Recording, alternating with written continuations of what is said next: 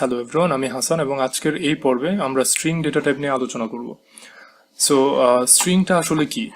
So string হচ্ছে ক্যারেক্টারের সমষ্টি, অর্থাৎ কতগুলো ক্যারেক্টার মিলে স্ট্রিং তৈরি হয় এবং স্ট্রিং এর কিছু রুলস আছে। অর্থাৎ আমরা যদি কম্পিউটারে স্ট্রিং নিয়ে কাজ করতে চাই তাহলে আমাদেরকে কিছু রুলস মেনে কাজ করতে হবে। সো সেগুলো নিয়ে দেখব এবং এসকেপ সিকোয়েন্সেস আর ভার্বাটিম লিটারাল সম্পর্কে জানবো। সো আমরা ফার্স্টে ভিজুয়াল স্টুডিওতে চলে যাই। আমরা আগে যেখান থেকে কাজ করেছিলাম সেখান থেকেই আবার স্টার্ট করছি। সো স্ট্রিং যদি আমরা নিয়ে কাজ করতে চাই, সো স্ট্রিং কি হতে পারে? যেমন আমার ইচ্ছা করলো যে আমি আমাদের যে কনসোল উইন্ডো আছে সেটাতে আমার নিজের নামটা প্রিন্ট করব। সো সেটা কিভাবে করব? সো সাপোজ আমরা স্ট্রিং ডেটা টাইপ নিয়ে যেহেতু কাজ করব, সো স্ট্রিং ডেটা টাইপের যে কিওয়ার্ড আছে সেটা আমাকে অবশ্যই ডিক্লেয়ার করতে হবে যে আমার ডেটা হচ্ছে স্ট্রিং।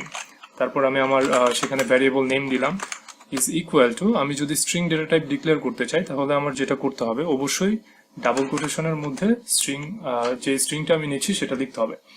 আর যেহেতু স্ট্রিং ক্যারেক্টারের সমষ্টি, আমরা তো জানি ক্যারেক্টার কি, যেমন এ বি এ জেড এই সকল কিছুই হচ্ছে ক্যারেক্টার।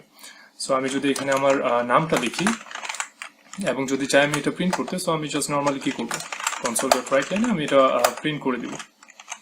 সো আমি এখানে নেমটা যদি লিখে দিই তাহলে আমরা দেখতে পাবো যে আমাদের এই স্ট্রিংটা প্রিন্ট হয়ে গিয়েছে। সো আমরা যদি এরকম কোনো প্রোগ্রাম লিখতে চাই বা কোনো স্ট্রিং নিয়ে কাজ করতে চাই তখন দেখবো যে আমাদের এই জিনিসটা কাজে লাগবে। অর্থাৎ এই জিনিসটা যে আমরা ডাবল কোটেশনের মধ্যে লিখলাম এই রুলসটা, সেটা আমাদের মাথায় থাকতে হবে। সো সাপোজ আমি এখানে নাম লিখছি এবং এখানে আমি 2-3টা নাম লিখছি, তখন যেটা করতে হবে, ধরুন আমি এভাবে লিখলাম একই সাথে, অর্থাৎ আমার বারবার আমি 3 জনের নাম লিখবো এবং 3 জনের নাম আমি প্রিন্ট করব আউটপুট স্ক্রিনে। সো সাপোজ আমি এখানে আমার নাম লিখলাম, তারপর আরেকজনের নাম লিখবো, আমি আরিয়ান লিখলাম, তারপরে হচ্ছে এরকম নাম লিখলাম এবং আমার নাম লিখলাম। সো এই 3টা নাম যদি আমি চাই আউটপুট স্ক্রিনে প্রিন্ট করতে তাহলে কি হবে? আমি দেখতে পাবো যে 3টা নামই একসাথে প্রিন্ট করে ফেলেছে। সো আমি যদি চাই এটা 3টা নাম 3টা লাইনে প্রিন্ট হবে তখন কি করতে হবে? সো এইটা যখন আমরা করতে যাব তখনই এসকেপ সিকোয়েন্সেস এর ব্যবহারটা আসবে। অর্থাৎ আমি যদি এরকম নিউ লাইন তৈরি করতে চাই তাহলে আমার এসকেপ সিকোয়েন্সেস ব্যবহার করতে হবে। সো আমরা যদি একটু সি শার্পের রেফারেন্স দেখি, যে এখানে এসকেপ সিকোয়েন্সেস এর রেফারেন্সটা আমার ওপেন আছে, আমি এবং ডেসক্রিপশন বক্সেও সেটা দিয়ে দিব। অথবা আপনারা যেটা করতে পারেন, আপনারা যে কোনো কিছু সার্চ করতে চাইলে, যেমন আমি যদি এখানে লিখি escape sequences in C sharp তাহলে দেখবো যে চলে আসছে। সো এই যে এখানে দেখবেন যে বিভিন্ন লিঙ্কস আছে। সো docs.microsoft.com এটা হচ্ছে অফিসিয়াল ওয়েবসাইট। সো এখানে যদি আপনি যান তাহলে এই ব্লগটা পেয়ে যাবেন বা আর্টিকেলটা পেয়ে যাবেন। সো নতুন লাইন যদি করতে চাই তাহলে আমাদের কি লিখতে হবে সেটাও দেখেন এখানে দেওয়া আছে। অর্থাৎ এসকেপ সিকোয়েন্সেসে \n যদি আমরা লিখি তাহলে নতুন লাইন ক্রিয়েট হবে। সো আমরা একটু ট্রাই করে দেখি। সো এখানে আরিয়ান লিখলাম, এরপরে আমরা \n দিলাম।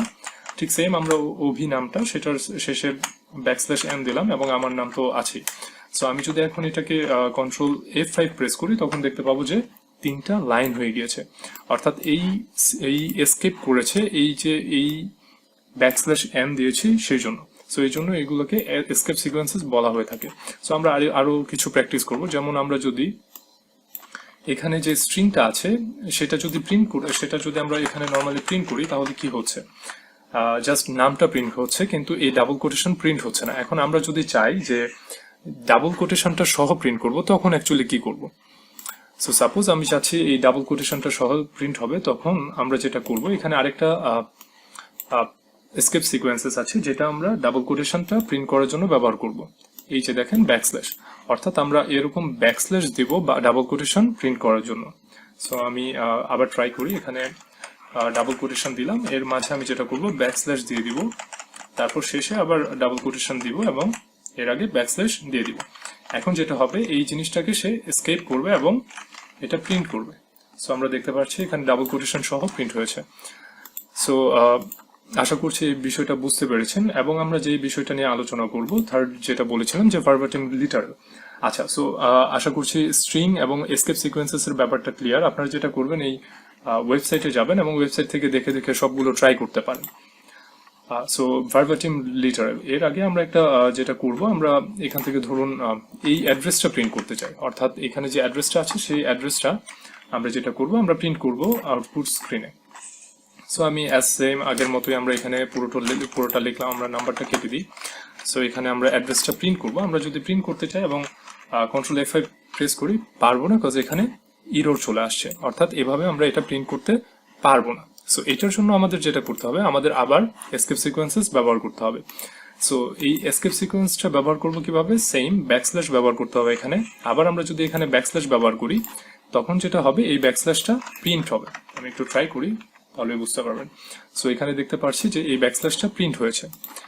এখন আসেন যে যদি আমরা এই ব্যাকস্ল্যাশ যেটা আছে এই দুইটাই যদি প্রিন্ট করতে চাই, তখন কি করব। সো তখন মূলত ভার্বাটিম লিটারালের ব্যবহারটা আসবে। এখন ভার্বাটিম লিটারালটা কি, সো এটা যদি আমরা জানতে চাই, আমরা চাইলে এখানে সার্চ করতে পারি what is verbatim literal in C Sharp। So এখানে যদি আমরা যাই, তাহলে দেখতে পাবো এখানে লেখা আছে যে MSDN says that a verbatim string literal consists of an at character followed by double quote character. Okay, so আমরা মূলত যেই ভার্বাটিম লিটারাল ব্যবহার করতে চাচ্ছি, সেটাও একটা স্ট্রিং যেটা কিনা এই সিম্বলটা ক্যারি করে, অর্থাৎ এই অ্যাট সিম্বলটা ক্যারি করে। সো আমরা যদি এই স্ট্রিং এর আগে যদি আমরা এখানে অ্যাট বসাই দিই, তখন দেখি কি হয়। সো আমি যদি এখন কন্ট্রোল প্লাস F5 প্রেস করি, তখন দেখবো যে এই ডাবল ব্যাকস্ল্যাশ নিয়েই আমার আউটপুট স্ক্রিনে দেখাচ্ছে। সো আশা করছি এই বিষয়টাও বুঝতে পেরেছেন। সো আমার যদি আগের এপিসোডগুলো দেখতে চান, অর্থাৎ আগের লেসনগুলো দেখতে চান, আমার যে ইউটিউব চ্যানেল আছে সেই চ্যানেলটা ফলো করবেন, এবং পূর্বের যে ভিডিওগুলো আছে সেগুলো দেখার জন্য প্লেলিস্টে যে এখান থেকে দেখে নিতে পারবেন। আর আমরা পরবর্তী লেসনে আরো বিষয় নিয়ে আলোচনা করব। সো ভালো থাকবেন, আল্লাহ হাফেজ।